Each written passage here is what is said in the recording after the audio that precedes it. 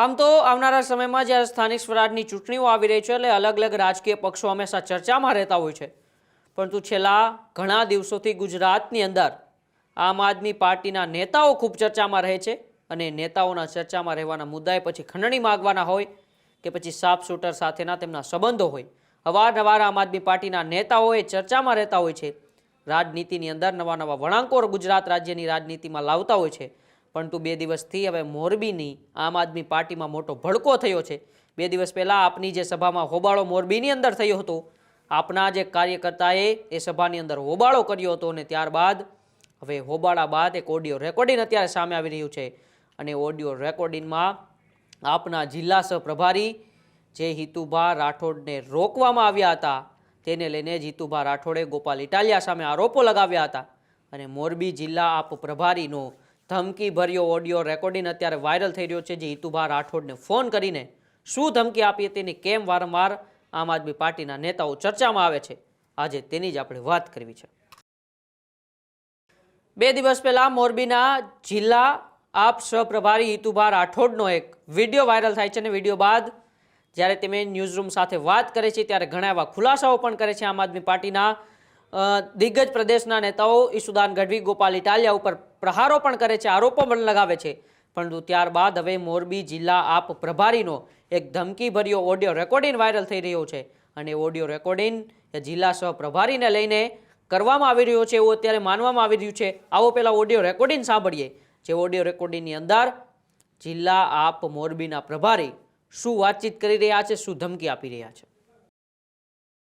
મેં મિત્ર એમ નથી કીધું, મારો સમાજ મને જ્યારે કોઈ પણ મારા પક્ષના રિલેટેડ વ્યક્તિ માટે કહે ને એટલે મારે પછી એનું સાંભળવાનું ન હોય. મેં પહેલા 2-4 વખત કીધું, બરાબર છે કે ભાઈ મેં એમને સમજાવી દીધેલ છે ને આમ છે ને તેમ છે ને, મેં 2-4 વખત તમારો પક્ષ લઈને વાત કરી, છતાં એ લોકો માનતા નહોતા એટલે મેં એને એવું કીધું તો ભાઈ આંગળી કાપી નાખાય, કરવા આવે ને એની આમાં ખોટી વાતું ન કરાય.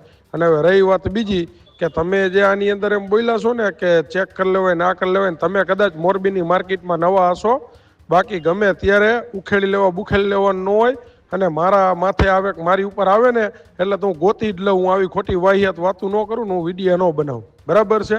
હું ગમે ત્યાંથી ગોતીને ઉપાડી જ લઉં, એ મારી સિસ્ટમ છે ને, આવડે ને ઇતિહાસ ચેક કરી લેવાનું છૂટ. કદાચ તમે મોરબીની માર્કેટમાં મારા મિત્ર નવા હશો અને મોરબીની માર્કેટમાં પંકજ રાણસરિયા રહ્યો ને 2 વર્ષ નહોતો ને તેદુનો રીએ છે, એટલે આવી ખોટી વાહિયાત ફોકા ફાતદારી રહી નહીં કરાતી હોય અહીંયા કરવાની, અહીંયા નહીં કરવાની હો બીજી વાર. અને મને છે ને આવી રીતનું નાખવાનું કહેવાનું કરવાનું ખોટી ભળવાઈ કરવા મને નથી આવડતી, મને કોઈ રસ નથી. બાકી ગ્રુપમાં ગમે ત્યારે મેસેજ આવશે ને સમાજની વાત હશે ને ત્યારે સમાજના ભેગું જ રહેવા હે અને વાતય કરાશે. આનાથી પહેલાં મેં સાંજે તમને સમજાવેલ હતા કે ભાઈ તમે ખોટો ટાર્ગેટ રહેવા દો એક જ વ્યક્તિનો ને એક જ પક્ષનો. બાકી તમે આની અંદર તમારી યારે સંકળાયેલા ને તમારા સમાજના કોઈ પણ વ્યક્તિનું સાથે મૂક્યું હોત ને તો વાંધો ન આવે. બાકી તમે હર હંમેશ એક જ વ્યક્તિને એક જ સમાજનો ટાર્ગેટ કરો છો, એનો મતલબ કે તમે આવનારા સમયની અંદર આમ આદમી પાર્ટીનું મોરબી જિલ્લાનું રાજકારણ પૂરું કરવાના પ્રયાસો કરો છો એવું લાગે અમને. તો એનું કારણ છે કે તમને સ્પેશિયલ કેસ તરીકે કોકે આની અંદર એપોઇન્ટ કરીને મૂકેલા છે અને અમે જે વાવેલું ઊભું કરેલું રહ્યું ને એ તમે પૂરું કરવાના પ્રયાસો કરો છો સમાજવાદ કરીને, અમને એવું હવે લાગી રહ્યું છે.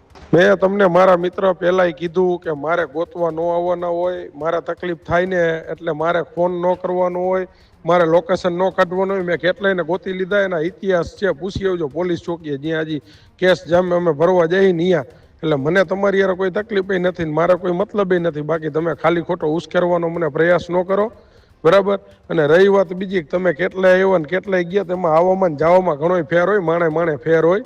એટલે તમે વાત કરાતી અહીંયા કરો, તમે ખાલી ખોટી જગ્યાએ અવરી જગ્યાએ હરિહંચા કરવાના પ્રયાસ ન કરો, બરાબર. બાકી તમને એકવાર કીધું કે તમને બધી છૂટ છે, તમારે મથવું અહીંયા મંડવાનું મથવા. મારે તમારું કોઈ જાતનું કામ નથી, મારે કોઈ તમારા વિષયમાં પડવાનું નથી, મને કોઈ તમારામાં રસ નથી.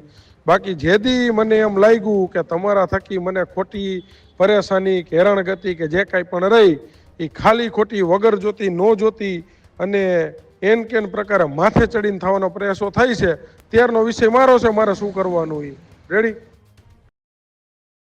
ધમકીભર્યા ઓડિયો રેકોર્ડિંગની અંદર વાત થઈ રહી છે કે કોઈ કંઈ કરવા આવે તો આંગળી કાપી નાખશું. તમે મોરબીની માર્કેટમાં નવા હશો એવું જિલ્લાના પ્રભારી કહી રહ્યા છે, તો સાથે સાથે તેઓએ ધમકી આપી કે મારી ઉપર કંઈ આવે તો હું ગોતી જ લઉં છું.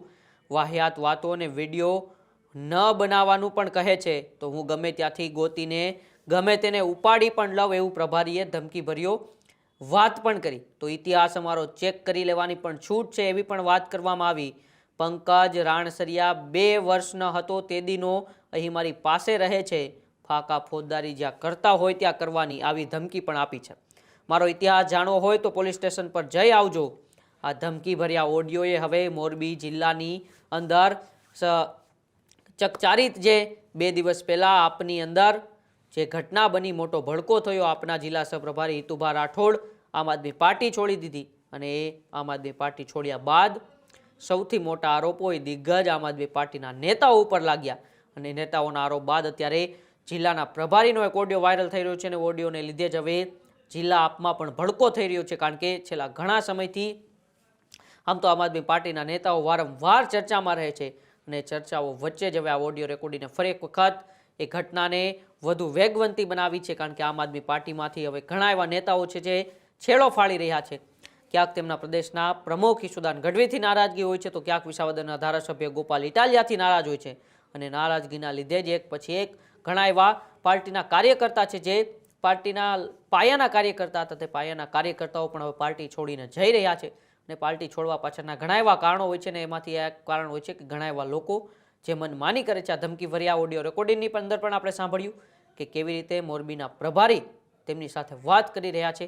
આ ઓડિયો રેકોર્ડિંગની કેટલી સત્યતા છે તો આપણે નથી જાણતા, પરંતુ આ ઓડિયો રેકોર્ડિંગ જરૂરથી મોરબીના જિલ્લાના રાજકારણમાં અને આમ આદમી પાર્ટીના ગુજરાતમાં નવા વળાંકો પણ લાવશે, નવા મોટા ભૂકંપ પણ લાવશે એવું માનવામાં ચોક્કસ આવી રહ્યું છે. તમારો બાબતે શું માનવું છે? આમ આદમી પાર્ટી આવનારી સ્થાનિક સ્વરાજની ચૂંટણીઓમાં કેટલો પ્રભાવ ગુજરાતની અંદર પાડી શકે છે? અમારા કોમેન્ટ બોક્સમાં અચૂકથી જણાવજો. બાકી જોતા રહો ન્યૂઝરૂમ ગુજરાત, ગુજરાતનો ગર્જનાદ. નમસ્કાર.